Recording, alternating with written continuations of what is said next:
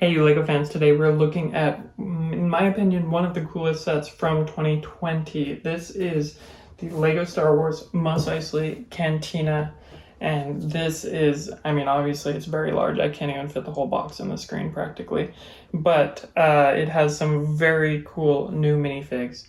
Now I am a little confused on LEGO's messaging about new minifigs because they often say we don't want to include new ones in expensive sets because we want them to be accessible to everyone. And I kind of get that, kind of don't. But this set is $350, so it's kind of expensive, but it has 7 new minifigs that haven't been seen before. And so I'm a little confused on their messaging, but I am very excited about this set. Let's take a look. Oh, and don't forget to hit that subscribe button to stay up to date on new videos and to support the channel. For a quick look at the box, you can see just how massive this thing is. It comes with 2 speeders, a new dewback, and lots of characters, 21 characters in total. But it is set number 75290. It is 3,187 pieces, and it is marked for 18 plus. Now this one you definitely don't need to be 18 to build, but it does take a long time, and so you just have to have the stamina to see it through. On the back, we get a nice view of the cantina when open. Can't wait to show it to you. We have the infamous scene between Greedo and Han, who shot first.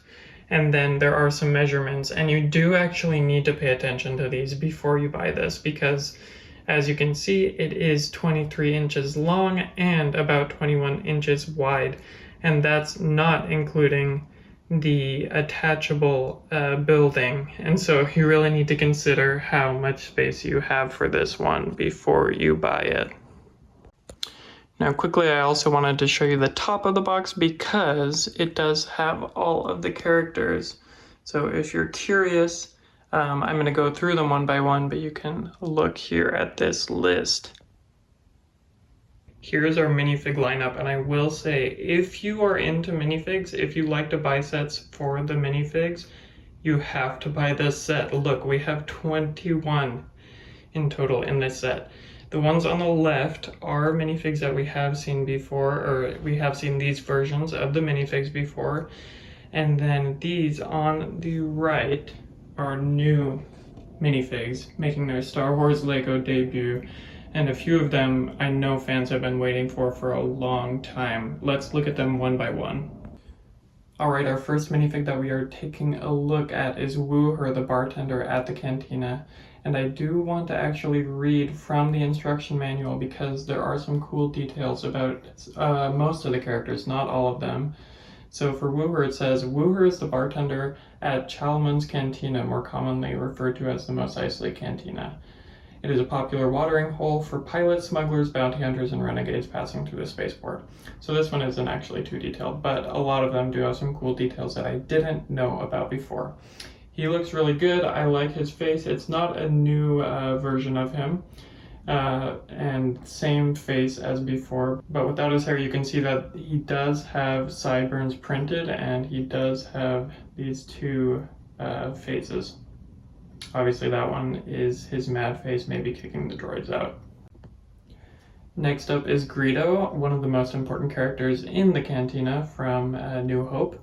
And I really love this version of Greedo. However, I do wish they would have done some arm printing. This isn't a new version, and we saw it in, I think, 2018 in a cheaper set, maybe $40. And I really love his eyes in this minifig, and I like the printing on this, but again, I wish they would have added some arm printing. Next up, we have our little Jawa. Not much to add here. This is not a new version. They did use the old hood, and what I mean by old is that you will see that Obi-Wan and the Imperial Spy both have new versions of the hood. And yeah, not much to say here. Next up are our band members, and from the instruction manual it says, the official name of the Albit Cantina Band is Figrandon and the Modal Nodes. Figrandon is the leader, and other members include Nalal Cheel, Doik Nats, Tedandai, Tech Moore, Ichabel Gallant, and Sunil Aide. Their biggest hit is Mad About Me when translated to basic. And I probably butchered those names, so forgive me for that. But I really like these guys. If you don't have these band members already, they're a really cool mold. Here's the first one. Here's the second one. And here's the third one. Obviously, they're all the same print, it's just their musical instruments that are different. I am really glad that they included these band members, and obviously they would in a Cantina set, as how could it be a Cantina without the music? But I really have always loved these since I was a little kid, these band members. I thought they were so cool in the movie, and so I'm glad they included them.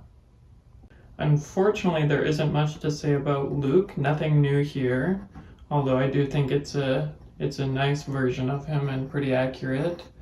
Without his hair, you will see that he has two different faces, and like I said, not a new version, so we've seen both of these faces before.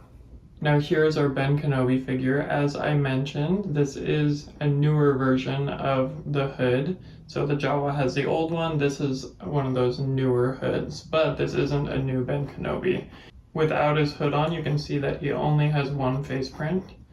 And then under his cape, he does have some nice printing back there. It looks like a little fanny pack on the back. Next up is Han Solo, and as you can see, this is also not a new print, and I think that this is kind of unfortunate. You are paying $350 for this set, so it's quite steep, and I wish that they would include a few more versions.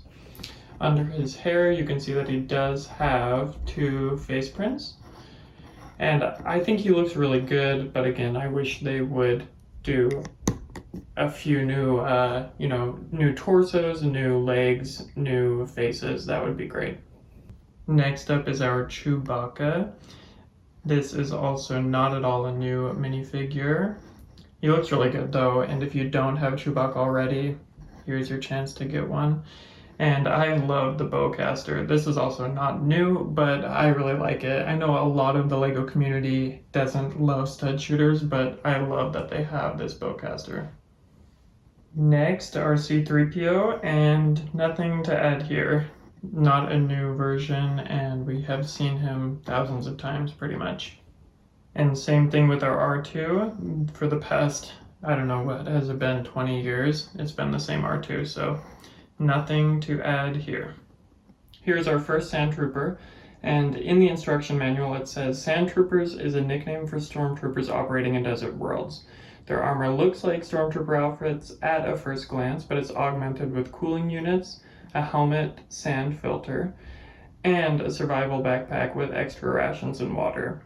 In Star Wars A New Hope, they ride their native Tatooine dewbacks through the desert in their search for the lost Death Star plans. So on the back you can see their pack with a few of those things mentioned, and then this one has a black pauldron, and the other stormtrooper has an orange pauldron, but they look really good. Underneath the helmet you can see this one's face, and there is just one face on this. Makes sense since they are going to be wearing their helmets. Underneath the pack you can see that there is this nice printing on the back. Here is our other trooper, same exact printing, except as I mentioned, an orange pauldron. And then under the helmet, a different face. So now let's look at the characters that are new to LEGO Star Wars. This first one is Momanadon, and I love the print on this one. We have actually seen this head before in a different character, but Momanadon is new. And in the instruction manual it says, Momanadon, also known as Hammerhead, is an Ithorian and a rebel sympathizer. He was exiled from his home planet of Ithor after he was forced to reveal his species' agricultural secrets to the Empire. He maintains a secret garden in the mountains south of the Mos Eisley spaceport.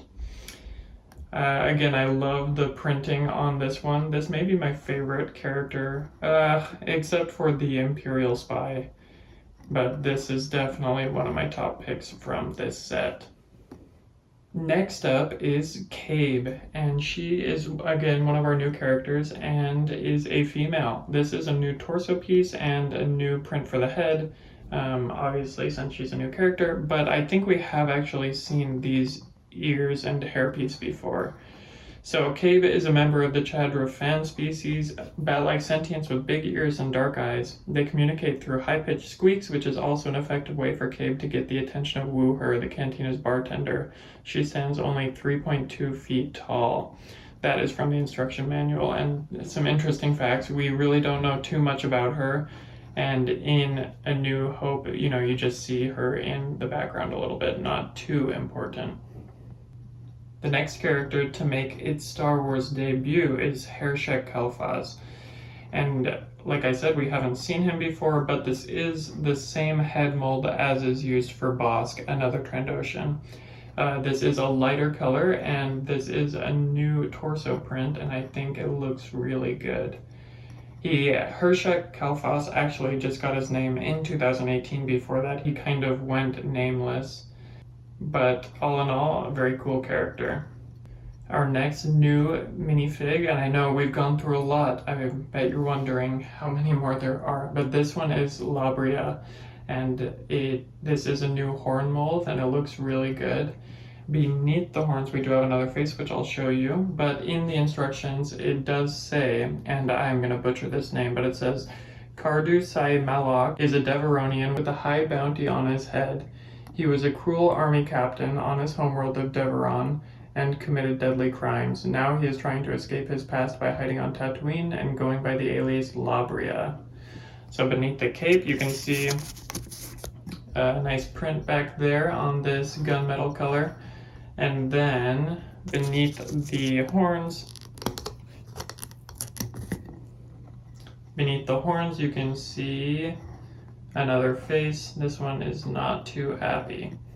Here we have Dr. Evazan. I'm not quite sure how to say his name, I never have been, but as a kid I remember being scared of him in A New Hope. I was always scared of him. In the instruction manual it says, believe it or not, Dr. Cornelius Evazan is in fact a doctor. He was once a promising surgeon, but eventually became notorious for conducting twisted medical experiments on his patients. He has the death sentence on 12 systems. Not too surprising. I'm not surprised he's a creep. But he looks really good here. I love the print on his torso, and his eye looks really good. And then on the back, behind his hair, he has another face. Maybe it's looking pretty scared, so maybe right after Obi-Wan pulls out his lightsaber. And our second to last new minifig is Ponda Baba, and this is an exciting one as well. I really like this print.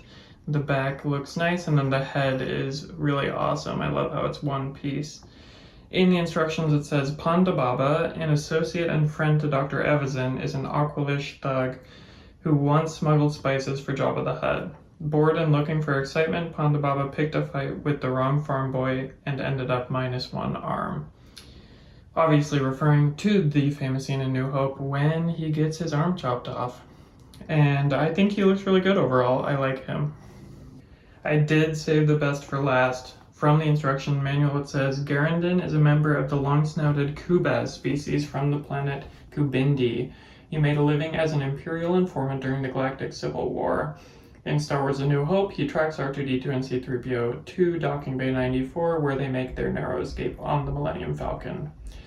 And he looks so awesome. I love that they use that new hood. It looks perfect on him. On the back he has a little bit of printing.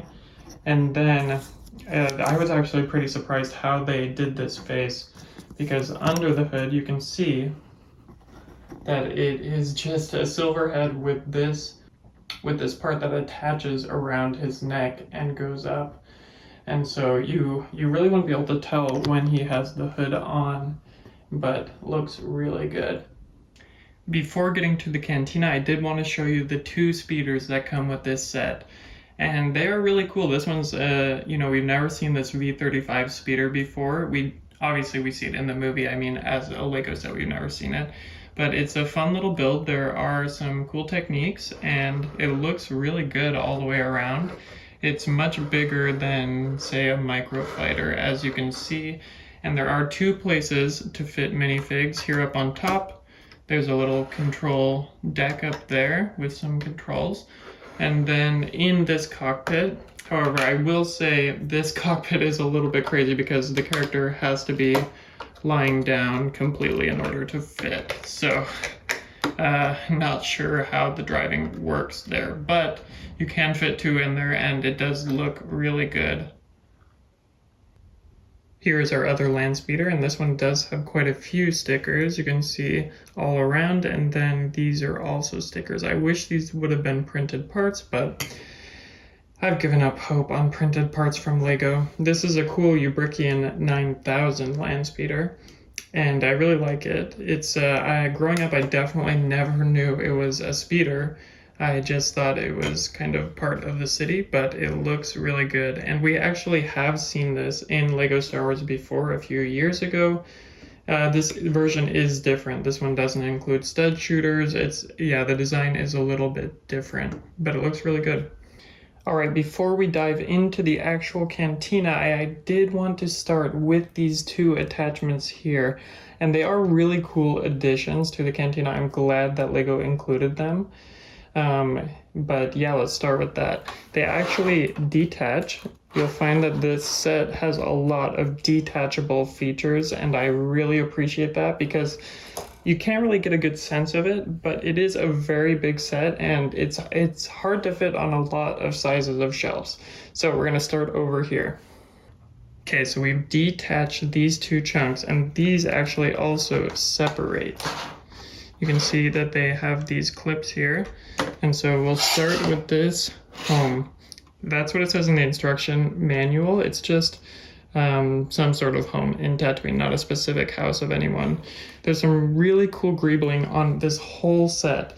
It really makes it look good. I love these, I don't know, bricks or stone or something. Up here on the roof, there's some really cool detailing that makes it look good. And then you will see that these 2 roofs can detach. Out here, I love these just random parts. Over on the inside, we have a little kitchen something. There are lots of tools in here. A little saw, a shovel, lots of different things. From the top, you can see this part that we just looked at, and then over on this side, there is a Kyber crystal here. Cool little detail that they decided to include. Love that. And then some other tools around and some buckets. So cool house. Love the roof. Looks really good. Now the second attachment to that is this little Jawa selling hut where it's some kind of a junk store. You can see lots of just random things. Out here we do have an Imperial crate and it is printed. There are a few of those in this set. Up here, this top part can open, and this one actually you can't see too far down into it, but that's all right because it opens wide like this. So we have a broom, a gun, a little Jawa here. This is his store, and he has a seat that he stands on and some little trinkets around. I like that it opens and closes this way, and that it has this fabric canopy. And then on this side, there are doors throughout this set, and the coolest part about them is they do lock into place. There's an inverted brick in here that kind of clips up in, and so it can lock into place. You can also just bring it up and drop it if you'd like, but if you pull it up hard, clicks into place and you can leave it there. Obviously, in the cantina and in Tatooine, the doors do open sideways, but the designers noted that for ease of play and just because they would have had to make the set so much bigger in order to include doors that could go sideways, they decided to do this, and I am really impressed. They're a cool design and they work really well. Okay, so looking at the cantina itself, I did want to start with the outside and just mention some very cool things. I love the design of the outside of this cantina because so many of the things are detachable. Look, this moisture evaporator just pops right out, and back in with a little Technic piece. Same with all of these other things. You can just take them right off, and that is so cool because if you need space on your shelf, then it's very easy to do that, to make it smaller. And then the other really cool thing about it is if you just want to be a little bit more imaginative, especially if you're a kid playing with this set, you can just set these things out wherever. You can make it more of like a Mos Eisley by making it a much bigger set, spreading everything out. There are 2 moisture evaporators on this set, and they both look really good. This one is much smaller, but it's a very cool design. I think LEGO did a very good job with these, and they're definitely an upgrade from ones of the past. Then we have a new dewback mold, and he looks really good. I love his teeth in there, and I love the sand trooper on here with these with this long, I'm not sure what it does, but we do see it in the movie, and it looks so good. The saddle is very nice. You can, if you'd like, you can take off this saddle and just to make it more of a wild dewback, or I don't know, just without the saddle on. And I don't love the look of it. See, there are a few pieces you can put here just to finish off that body. And I think it makes it look a little bit naked, probably just because I'm used to it with the saddle on. But that is a cool option if you are into that. Then here we have some water and a bone for the dewback, and this is just a nice place for the dewback to sit. I like this little wall around it. It's a nice area, and again, you can detach it if you like that better, if you just want to leave that off. Moving around to the front of the cantina. Here is our front door, and again, it's the type of door that can lock into place like that. And here on it says Cantina. On the side, I have put our Imperial Spy talking with the Stormtrooper. I like him out here in kind of this little side section. I think, he's a creep. I love these. I think that they're probably to attach animals to, and I think it is accurate to A New Hope, and they look really good. Back here, we have another moisture evaporator. This one is bigger, and it attaches here. This one is pretty big actually, and it looks so good. Over here we have another detachable part. There are some little crates with some things in there. They're very easy to remove. That one has some binoculars. This one has a big wrench type thing. And then another Imperial crate with some more binoculars. The set is just packed full of details, and that's what I really appreciate about it. It's not just like there are a few details. The whole thing is just jam-packed with them. You can see we do have some windows along, and then here is another door, another latching door. And this one leads to a new room that has never before been seen in Star Wars, and we're going to get to that in a little while. Just want to finish off with the back. Some nice greebling, and then we're back to where we started. Now looking down at the cantina, you can see that there is this, it's not a roof section, but you can see that it is removable. It's like a semi-roof, and I actually really like it. I think if they would have just left it open like this, it would have been too open, and so they added this. I have heard some other people say that they wish they would have completed the roof, but I kind of like being able to see down in there. That is really the cantina in there, and so I appreciate it. I will show you at some different angles how all of these roofs come off, but I just wanted to give you an idea. So each of these little rooms has a separate roof that can come off, and what is great about that is it is so much easier to reach down and move the guys around. It's pretty hard from this angle to get down in there, but from up here it's much easier. Now, in order to open up the cantina, what you first do is take off this roof section, And then there's just one Technic part holding it together. So you see, you just push it open, and this is the only part holding it together. So it opens up really cool, much further than expected actually. It can go completely 180 degrees, straight line that way, and then we can look inside at all of the characters.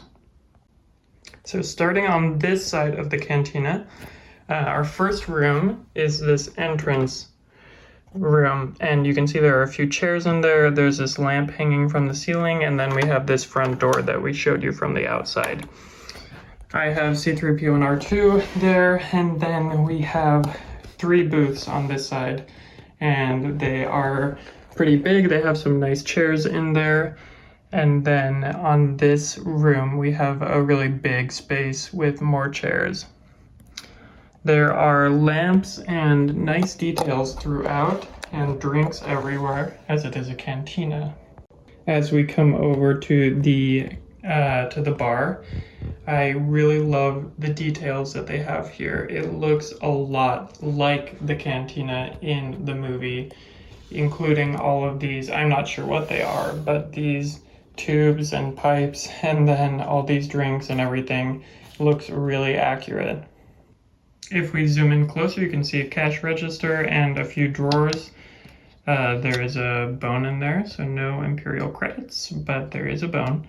And then some more drinks and cups and goblets. Now looking at it from the other side, you can see we have our bartender here, looking pretty angry. And then onto our first booth on this side, we have the band, and I love how they have their own stage here. And then onto this one, I'm actually going to move Luke so you can get a better view of Greedo and Han in their room. Now what's really cool about this is there is a little mechanism on the back, on the exterior, that you can use to, you flip the switch, and that actually kills Greedo or Han, depending on who you choose. So you can decide who shot first. You can either kill Han there or Greedo, and I think that it is pretty cool. It works really well. Now I've put Luke back. We have Luke and Obi-Wan entering the cantina. There is a nice little table here. I think they might have actually built it just for Chewbacca, just because he is kind of hard to fit in any of the booths with his huge gun and with his huge body as well. And then we have another little corner booth with a chair and a table and, oh, actually 2 chairs in there. The last thing that I need to come back to is over here right behind the bar. We have one more room, and this room actually has never been seen in Star Wars, and Star Wars gave Lego permission to do whatever they wanted with it. And so it's nothing too exciting, but they did create a little storage room for the bar. It has a broom in there, you know, some more supplies, and then, yeah, nothing too exciting. But I do love back here on the wall, you can see a wanted poster for R2 and C-3PO. I think that's pretty fun. So that was a lot to look at. I'm sure if you're watching this video, the number one question that you are asking yourself is this set worth it? The short answer, I would say yes, but there are a few things to consider. It is about 3,100 pieces, and so it is a little bit expensive if you're just trying to stick to 10 cents per brick.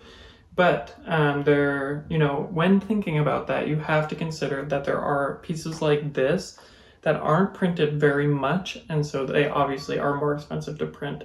There are also like the Imperial crates, these printed pieces that obviously are more expensive to make, and then we have things like the dewback. This thing is massive. It's obviously very expensive to make compared to regular small bricks.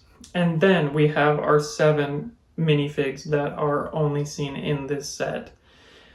So you need to consider that when thinking about that price. Another thing to consider when thinking about buying this set is just how iconic this scene is. I think even people who aren't very into Star Wars know or would recognize parts of this scene because it is so iconic. And so I know tons of older Star Wars fans and also young kids, because it's so playable, are gonna love this set and will really want to buy it. So is there a good answer on if it is worth $350? I don't think so. But if you love A New Hope, or if you love some of these characters that are only seen in this set, I would definitely jump on this. Another thing that is really important when buying this set to consider is, do you have room for it? Like the UCS gunship, this thing takes up a lot of space. It is a little bit better than the UCS gunship in terms of how much space it takes up, just because so many of these parts do detach. I think that is really cool. You can, when I display it, I just take this part off, and then I also take these back parts off, because then it fits really well on my shelf. On the UCS gunship, there is nothing you can take off. It is just ginormous. So you do need to consider that with this set, though. Overall, I really love this set. On many of the UCS sets, like the UCS A-Wing from last year, you really can't do much with it. You know, the guns move, but that's about it.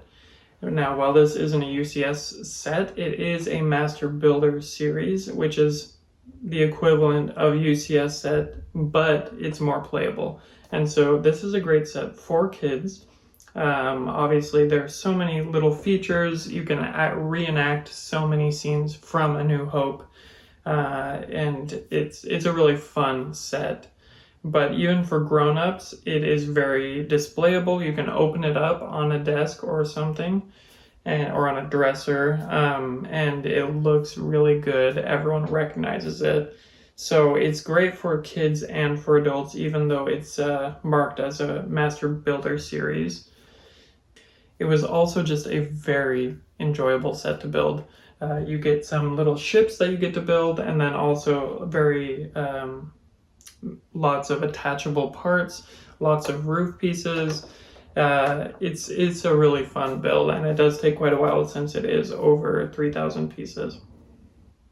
One other thing that I did want to mention is I know that a lot of people were wondering if Obi-Wan's hut from, was it last year, would attach to this set, and sadly no. I have mixed feelings about that. I don't really mind, since this is in Mos Eisley, and obviously Obi-Wan's hut is outside of the city. But I think it would have been fun if you could have just made it bigger and bigger. I think that it would be really smart of LEGO to continue to make smaller add-ons. I think a lot of people would buy them, and I'm sure that that is why they did Luke's land speeders separate recently. I think that a lot of people will buy it to go with this set. I think I'll probably do that. Another one, I think this was from last year, just a little build. I think this one is another fun set to go with this bigger set. It goes really nicely with it, and obviously any of the other Tatooine sets would go well with this one. But I think it would be cool if, you know, Tatooine has some really tall buildings. It would be fun to have a nice big structure next to this. I think a lot of older fans would really get into that. So let me know what you think about this set, if you decided to buy it or not, if you think it is too expensive or not. I'm really interested to see what other LEGO Star Wars fans think, because like I said, personally, I think it's worth it, but it's definitely on the brink. I mean, it obviously is very expensive. Don't forget to hit that subscribe button to stay up to date with my videos and to be on top of news that is coming out, and we will see you next time. Thanks for watching.